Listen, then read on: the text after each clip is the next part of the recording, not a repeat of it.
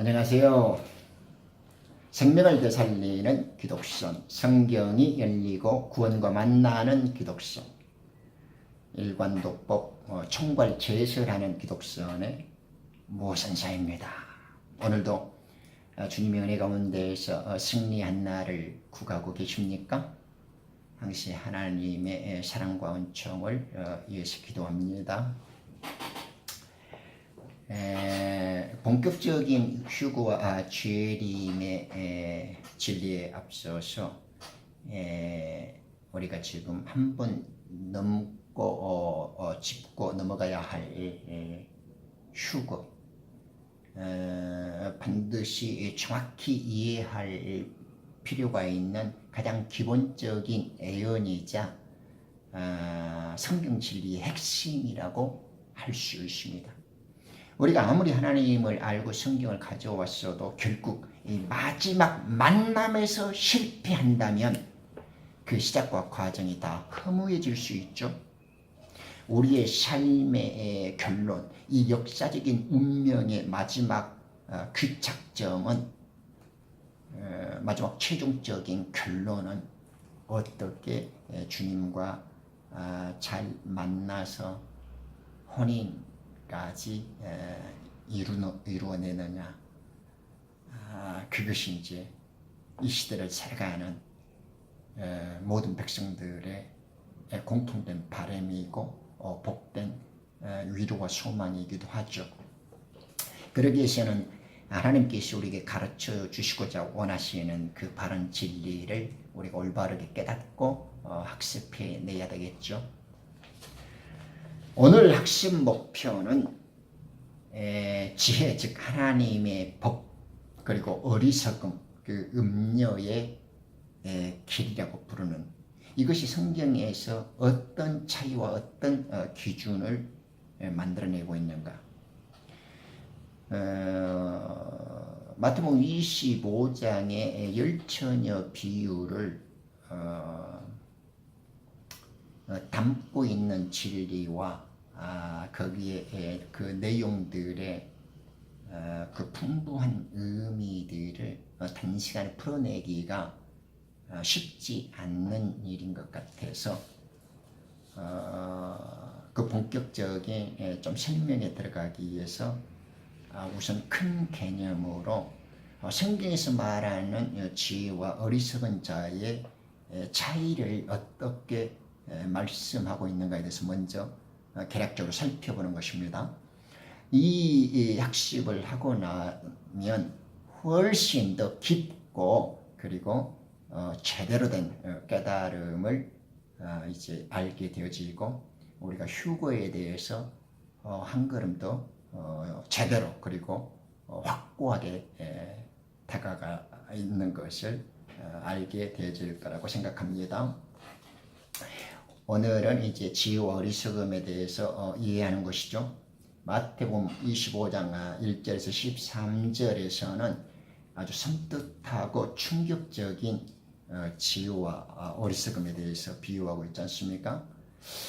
제 개인적으로 그 3, 40년의 신앙생활을 했고 수십 번, 수백 번도 이 본문이나 이 비유에 대해서 어떤 그 책이나 그 소위 어떤 강론이나 설교 같은 것을 보고 들었지만, 이 진리와 문제들에 대해서 제가 개인적으로 한 번도 속 시원하게 제대로 풀어내고 참 성경을 바르게 깨닫는 사람이 말한다, 이런 느낌을 가져보고 들어본 적이 없어요.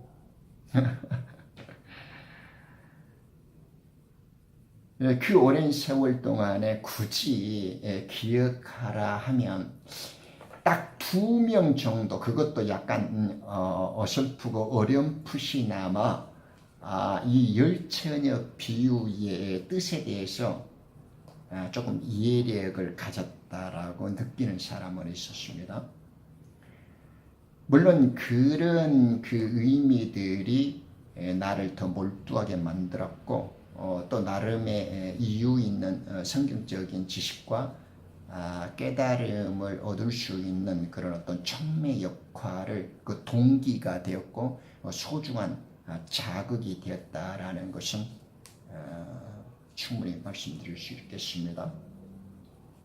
그만큼 아주 쉬운 것 같은데 성경을 성경적으로 말하는 자들이 별로 이렇게 없다, 드물다라는 것은 정말 오늘날 세상에 좀 심각하게 생각해 봐야 할 문제가 있습니다. 모든 믿는 이들에게 상식이 된 마태복음 25장의 비유는 주님이 다시 올 때를 말하죠. 신랑 예수님, 주인으로서 종들에게 찾아오시는 예수님, 양과 염소들을 분리하시는 민족들의 심판주로 오시는 세 가지 모습이 마태복음 25장의 이야기죠. 이 비유들 가운데 혼인식을 대비한 즉 휴거의 만남을 보여주는 진리는 열천의 비유입니다. 이 비유의 핵심은 지혜로운 자와 미련한 자의 갈림이 무엇인가 하는 본질적인 메시지를 짚고 넘어가야 합니다. 그래야만 그 기름에 담긴 의미들이 자연스럽고도 시원하게 해결이 됩니다. 자, 그러면 물이 이 옷에 스며들듯이 하나의 위치로 만 가지를 풀어내는 삼양원리 일관도법의 기독신, 그 네크레스 리딩의 이 신비롭고 엄중한 예수님의 가르침을 이제 들어가 보죠. 종말을 말할 때 우리는 빼놓고 생각할 수 없는 것이 바로 구약 다니엘서죠. 다니엘 12장 8절입니다. 내가 들었으나 깨닫지는 못하였더라. 그때 내가 말하기를 오 내 주여 이러한 일들의 마지막에는 어떻게 되겠습니까? 그가 말하기를 다니엘아 내 길을 가라. 그 말씀들이 마지막 때까지 닫혀있고 봉해져 있을 것이니라. 많은 사람들이 정결케 것이며 희게 되고 연단되리라. 그러나 악인들은 악하게 행하리라. 악한 자들 중 아무도 깨닫지 못할 것이나 현명한 자들은 깨달으리라. 그러죠. 다니엘은 참 그 환상과 비전에 대해서 하나님의 많은 사랑과 은혜를 받은 뛰어난 지혜자였죠. 그렇지만은 그가 이제 마지막 종말에 대한 환상을 보고도 다 이해를 못했던 것은 모두 주지의 사실입니다. 그런데 천사 가브리엘은 그것은 너가 너 시대에 알아야 할 것이 있고 종말 시대 주님이 오실 때에는 그 시대 사람들은 그때의 그 진리를 깨닫게 될 것이다 라고 구분을 지어줍니다. 그래서 그 말씀은 닫혀있고 네가 아는 것은 봉해질 것이다 이렇게 말하죠. 그리고 이제 그 어느 시대 정한 때가 되어지면 많은 사람들이 정결케 되어지고 희게 되어지고 또 그 지혜로운 자들은 그 진리에 대해서 봉해진 하나님의 말씀의 그 진리에 대해서 깨닫게 될 것이다 이렇게 좀 가르쳐 주시고 계시죠. 그런데 깨닫는 자는 정결케 되어질 것이고 못 깨닫는 자는 그 악한 자다 이렇게 지금 천사가 가르쳐 주지 않습니까? 다니엘에게 주셨던 그 말씀들이 닫혀있고 비록 봉해져 있더라도 그 마지막 날들의 정한 때에는 지혜로운 자들은 깨달을 것이라는 뜻입니다. 그런 악한 자들, 즉 미련한 자들은 아무것도 깨닫지 못한다고 말씀을 해주시네요. 신부의 특징은 자신을 깨끗하고 정결케 하는 일이죠. 그 일은 성령을 통해서 그 진리에 복종해야 당연한 거죠. 왜냐하면 베드로전서 1장 22절에 말씀합니다. 그 영을 통하여 진리에 복종함으로써 너의 혼들이 정결케 되었나니 이러잖아요. 그러니까 그 천사가 깨끗게 되어지고 깨닫게 되어지고 정결케 되어진다라는 것을 베드로 사도는 그 영을 통하여 진리에 복종함으로 정결케 되어진다 이렇게 설명을 해주지 않습니까? 그러므로 깨닫는 자들 즉 지혜로운 자들은 그 하나님의 성령의 기름 부음을 통해서 내적으로 알게 되어지고 그 진리에 복종하게 되어지는 사실과 더불어 그것이 정결케 되어지는 결과를 낳는다라는 것을 염두에 두셔야 합니다. 조금 더 보죠. 호세아 14장 9절입니다. 누가 지혜로운 자냐? 누가 총명하여 그것들을 알겠느냐? 주의 길들은 올바르니 공정한 자는 그 안에서 행하리라. 그러나 범죄자들은 그 길에서 넘어지리로다. 이렇게 말합니다. 또한 잠언 14장 7절에는 어리석은 자는 지식의 입술이 없고 8절에 신중한 자의 지혜는 자기의 길을 깨닫는 것이나 그렇죠. 신중한 자의 지혜는 자기 길을 깨닫는 것인데 어리석은 자의 미련은 속이는 것이다. 이렇게 지금 말합니다. 이 말씀을 정리를 해볼게요. 지혜로운 자는 말세 때 그 진리를 깨닫는 일과 관련이 되어 있죠. 그 진리는 성령을 통하여 복종하고 혼들이 정결케 되어지는 일이죠. 주님의 길 안에서 행하는다라는 것입니다. 주님의 길 안에서 행하고 그 길 안에서 살게 되어지는 자가 신중한 지혜를 가진 자고 자기 길을 깨닫는 자다 이렇게 말하는 것입니다. 매우 매우 매우 중요한 개념입니다. 이걸 잊어버리면 안 됩니다. 자, 이제 이 배경을 머릿속에다 집어넣으시고요. 잠언 7장으로 옮겨가기로 하죠. 아들에게 7장입니다. 7장에 보면 이제 아들에게 그 계명과 지혜에 대한 부탁이 나옵니다. 여기서 계명을 지키라는 말은 좀 7장 표시였고 책을 보시면 더 좋습니다. 7장입니다. 잠언 7장요. 계명들을 지키고 간직하라 이렇게 아들에게 신신당부를 합니다. 말씀이 계속되어지죠. 지혜를 마음판에 새기라 3절에 그것이 너희들은 사는 길이라고 말합니다. 그 성령을 지키는 길이 결국 타국 여인, 여기서 타국 여인은 음녀 사탄이죠. 타국 여인으로부터 피하는 것이라는 걸 지금 보여주고 있습니다. 7절 한 단순 보이가 나옵니다. 우미한 자, 미련한 자죠. 제가 좀 재미를 섞어서 이 단순 보이라고 이 단순한 아이가 등장하죠. 이 단순한 아이, 심플리티가 결국 미련한 자죠. foolish man이죠. 불행하게도 이 단순 보이는 하나님이 넣어주시는 이해력이 없습니다. 깨달음을 갖고 있지 않는 자를 좀 단순 보이라고 부르는 것에 주목해 주십시오. 우리에게 지혜와 하나님의 길을 갈 수 있도록 하나님께서 지혜와 이해력을 주십니다. 그것을 갖느냐 못 갖느냐가 지혜와 미련한 자의 차이라는 것을 우리는 주목해 볼 수 있습니다.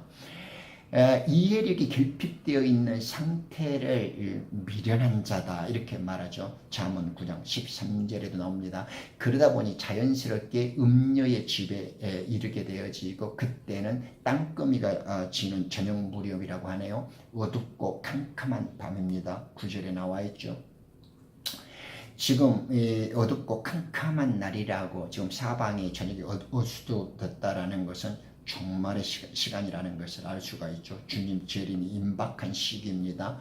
요엘서 2장 1절 2절에도 보면 나오죠. 시온에서 나팔을 불고 내 거룩한 산에서 경고의 소리를 내어 그 땅의 모든 거민들로 떨게 하라. 이는 주의 날이 오며 그날이 가까움이라. 흑암과 어둠과 암양의 날, 구름과 짙은 어둠의 날, 그죠? 이 어둠, 짙은 어둠, 암흑, 그죠? 암양. 주님이 오시는 시절, 주님이 임박한 진노 속의 심판의 날을 설명하고 있죠. 그러니까 이 어리석은 자가 음녀의 집에서 음녀의 집으로 지금 들어가고 있습니다. 14절에 보면 화목 헌물을 들여서 자신의 서원을 이루었다고 이 사탄이 어리석은 자를 꼬시고 유혹합니다. 종교적인 여인의 모습이죠. 간사한 여인입니다. 19절에 보면 이 창녀 사탄의 정체가 드러납니다. 남편이 집에 없고 그가 먼 여행을 떠났다고 속입니다. 이 말이 좀 많이 연상되죠. 성경에 공간 복음에는 이러한 편들이 많죠. 예를 들면 마가복음 13장 34절에도 나오죠.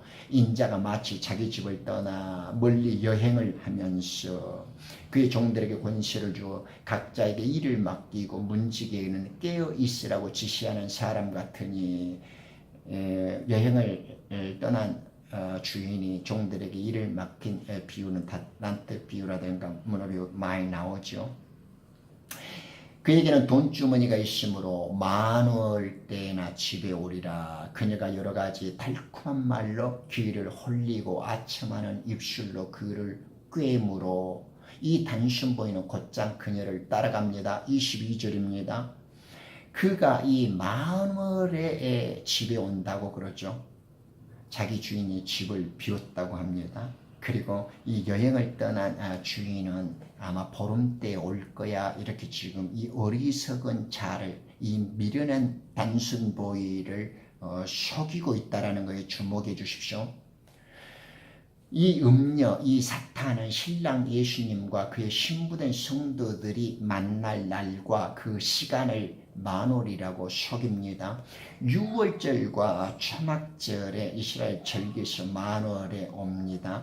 그러나 예수님께서 심판주로 로시 하산이라고 부르는 그 새 신년 왕의 대관식이 열리면서 혼인의식을 맞이하는 나팔절에는 이 지금 초승달이 때는 긴 하루라고 불리워지는 사계, 그죠? 없다가 처음 생긴 초승달이 뜨는 시간입니다. 그런데 신랑 신부가 만나야 할 때인데 만월이라고 해서 초승달의 의미, 금음달과 초승달을 바꾸지 않습니까? 이게 지금 사탄 이 음녀가 미련한 자에게 속이고 있다는 것을 주목해 주십시오. 지금 이것은 애언이고 계시입니다. 지금 나팔절은 월삭을 뺍니다. 나팔절에 지금 긴 하루를 일부러 속이고 초승달이 열리는 날이라고 하지 않고 만월이라고 속이고 있습니다. 때와 법을 변경하고 있죠. 이 음녀는 마치 때와 법을 변경하는 대적자 원수입니다. 다니엘 7장 25절에도 나오죠. 이 때는 지금 모헤드, 하나님이 정하신 때고 하나님께서 해주신 그 약속의 시간입니다. 그런데 신랑과 신부가 만나지 못하도록 그 중간에서 사탄이 때를 바꾸고 속이고 있단 말입니다. 하나님이 정해주신 그 시간을 알 수 없도록 변경하는 일을 이 음녀, 이 창녀가 부르는 사탄의, 그죠? 계시록의 음녀, 이 창녀가 세상 위에 군림해서 하나님과 신부들이 만나지 못하도록 때를 변경시키고 속이고 있다는 것을 우리는 알 수 있죠. 이것이 지금 가장 지혜로운 자와 미련한 자의 차이입니다. 하나님의 법과 질서를 따르느냐, 마귀가 속고 변경해버린 그 질서 속에 자기 길을 내주고 마귀가 속삭이는 그 음녀의 길을 기울이면서 마귀가 들려주는 그 변개된 때, 변개된 그 법을 쫓아서 자기의 생명의 길을 잃어버리는 자가 지금 이 단순보이, 우매한 자, 미련한 처녀의 가르침이라는 것을 좀 성경이 애언으로서 지금 잠언 7장에서 8장 9장까지 계속 설명하고 있는 것을 우리는 확인하고 있습니다. 22절에서 뭐라고 말합니까? 그가 곧장 그녀를 따라가니 수소가 도살장으로 가는 것 같고 어리석은 자가 징계받으러 가는 것과 같도다. 마치 새가 자기 목숨을 잃을 줄도 모르고 급히 덫으로 들어가는 것과 같다 그러죠. 덫에 걸린 겁니다. 때를 변경해버리고 하나님의 약속 시간을 성도들이, 신부가 알아차리지 못하도록 변경시켜버리는 이 음녀와 창녀의 그 속삭임에 포로가 돼서 그 속아버린 자가 도살증으로 끌려가는 소고 새가 갇힐 줄 모르고 새장에 걸려드는 그 덫에 갇힌 자와 같다라고 지금 성경은 무섭게 설명해 주고 있죠. 이런 비극과 불행의 결말을 알기에 잠언 8장 5절에서 너희 우매한 자들아 지혜를 사라 이렇게 말합니다. 진리를 깨달으라 말하죠. 9절 깨닫는 자들에게는 모두 알기 쉬운 것이요 이 지혜는 창의적 지식을 찾아낸다. 12절에 창의적 지식, 그죠? 매우 중요한 말입니다. 17절에 보면 나를 사랑하는 자들은 내가 사랑하나니 일찍 나를 찾는 자들은 나를 만나리라. 잠언 8장 23절에도 말씀하죠. 진리를 사고 그것을 팔지 말라고요.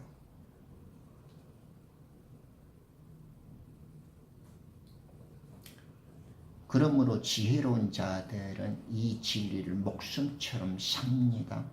그리고 그것을 깨달아서 간직합니다. 그리고 그것은 창의적 지식을 필요로 하는 지혜라는 걸 알 수가 있죠. 여기서 소중한 개념이 나옵니다. 미련한 처녀는 기존의 틀에 박힌 익숙한 종교 관습과 그 의식과 지기에 즐겁고 익숙한 가르침에 친해져서 창의적 지식, 하나님이 시대에 맞는 들려주는 그 지혜를 외면합니다. 거부합니다. 낯설어합니다. 이 종말에 우리들에게 필요한 지혜와 지식을, 창의적 지식과 새로운 지혜를 이 때에 맞게 하나님께서 풀어주시는데 그 하나님께서 풀어주시는 새로운 시대에 종말에 필요한 창의적 지식과 지혜를 우선순위에 두지 않고 그것을 친밀한 교제 속에서 자기 것으로 만들지 않고 기존의 관습과 기존에 익숙해진 그 지식과 그 종교적인 자기의 익숙해지고 습관하던 자기 몸에 길들여진 지식 속에 빠져 있어서 하나님의 지혜, 이 창의적인 지식을 활용하지 못한 자가 미련한 처녀, 미련한 이 단순 보이가 음녀에게 속고 있다는 것을 지금 가르쳐주고 있습니다. 우매한 자들, 이 어리석은 자의 특징이 나옵니다. 잠언 1장 22절에 오 너희 우매한 자들아 언제까지 너희가 우매함을 사랑하겠으며 조롱하는 자들을 조롱하기를 즐기며 어리석은 자들이 지식을 미워하겠느냐 이러죠. 23절에 나의 책망을 듣고 돌이키라. 보라 내가 내 영을 너희에게 부어 너희에게 나의 말들을 알게 하리라.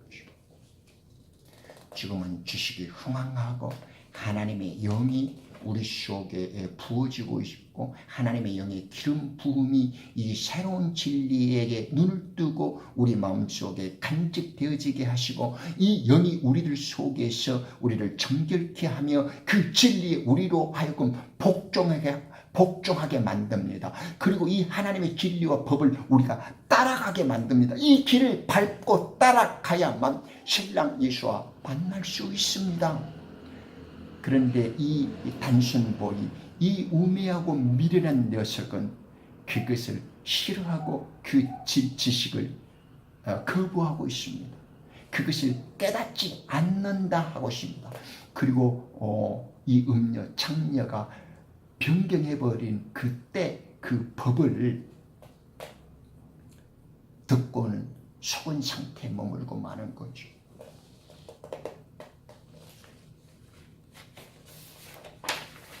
지금 마태복음 25장에 열충의 비유를 학습하기 전에 그곳에서 진리와 그 비유 속에 지금 지혜로운 자와 미련한 사람의 그 성경적 차이가 어떤 기준에서 갈라지는가를 학습하고 있다는 걸 지금 놓치지 않고 계신 거죠.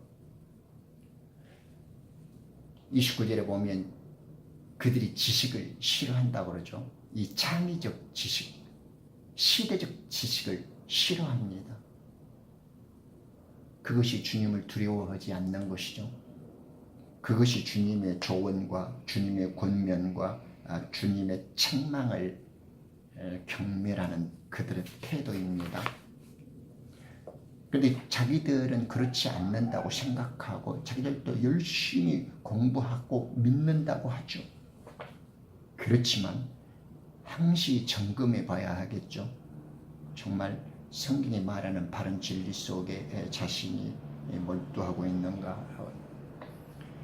이것이 예레미야 6장 16절에서 19절에 설명해 주죠.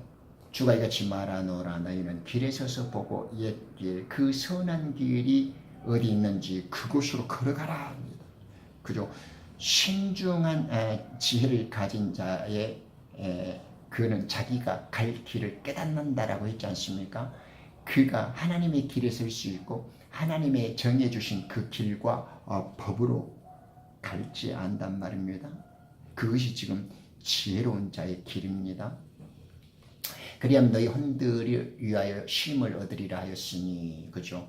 그런데 그들은 우리는 그곳으로 걸어가지 않겠습니다. 17절 또한 내가 파수꾼들을 세우고 말하기를 나팔소의 귀를 기울이라 하였으나 또 그들이 말하기를 우리는 귀 기울이지 않겠습니다. 그죠?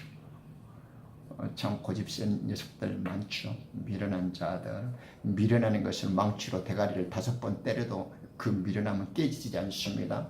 신명기 32장 7절에 또 우리 주님 권면하죠. 옛날들을 기억하고 많은 세대들의 연수를 생각하라. 여기서 또 기억하라. 또 지키라. 네, 또 회개하라라는 개념과 똑같은 신랑 예수님 만날 때의 이야기가 나오죠. 내 아이에게 물어보고 내가 물어보면 그가 내게 보여줄 것이요 내 어른들에게 물어보면 그가 내게 말해주리라. 그렇죠. 성경은 무엇이 최고의 길이고 무엇이 최선의 길인지 이미 알고 있으며 우리에게 확고하게 전달해주고 계십니다. 새로운 길, 어설픈 길, 자기에게 이미 익숙한 기존의 길, 길들여진 그 멍멍이들의 개 짖는 소리를 귀가 즐겁게 하고 그 익숙하게 길들여진 기존의 그런 것들을 탈피해야 합니다. 내 생각에 안성맞춤, 내 뜻에 내 길을 즐겁게 하는 그런 비극과 슬픔의 길에서 벗어나야 됩니다. 그런 걸 만들지 말아야 됩니다. 창세전에 이미 하나님께서 정해 놓으신 그 길 하나뿐입니다. 우리가 가야 하고 우리가 만나야 하고 우리가 찾아서 우리가 걸어가야 할 길은 주님이 옛적 그 선한 길 우리들을 위해서 마련해 주신 그 한 길, 그 유일한 길 외에는 없습니다. 우리는 스스로 어설픈 길 쫓고 한눈 팔지 말고 새롭게 자기 길 만들지 마시기를 바랍니다. 주님이 이미 마련해 주신 그 길만이 우리가 가야 할 길입니다. 그 길만이 우리가 살 길입니다. 그 길이 신랑 예수님과 다시 만날 수 있는 단 하나의 길입니다. 그것이 무오선사와 함께 기독선에서 고향을 찾아가는 지름길, 환양 노정의 가장 최고의 길이죠. 그곳에서 우리는 견우와 직녀가 만나는 것처럼 예수님과 만날 수 있습니까? 사모하고 꿈에도 그리워하던 신랑을 보고 뵐 수가 있고 그 길을 통해서 왕궁으로 복귀할 수 있습니다. 에레미야 18장 15절에 많은 자들이 그 옛길에서 넘어지고 닿지 않는 어긋난 길로 간다고 합니다. 여러분들 스스로 그리고 여러분들이 속한 공동체에 대해서 그 기관들 속에서는 슬픈 길 만나고 새로운 길이람치고 오히려 더 멸망과 불행과 지옥으로 가는 길을 흉내내고 있지 않는가요? 헛된 길 닦지 마십시오. 슬픈 길 찾아가 넘어지지 마시고요. 모르는 길 가서 헤매고 시간과 젊음과 모든 정력들을 탕진할 필요 없습니다. 시간과 세월을 절약하고 우리의 청춘을 아껴서 하나님이 정해주신 옛적 그 선한 길, 단 하나의 길, 예수님과 만날 수 있는 그 유일한 생명의 길로 가야 합니다. 그것이 주님께서 창세기 1장 14절에 신호를 보내서 계절 속에서 우리에게 정해준 그때 그 약속의 모예드, 그것이 절기 속에서 우리들에게 생명으로 준비해 주신 하나님의 법, 그 진리의 체계입니다. 쉽죠? 아주 재밌죠?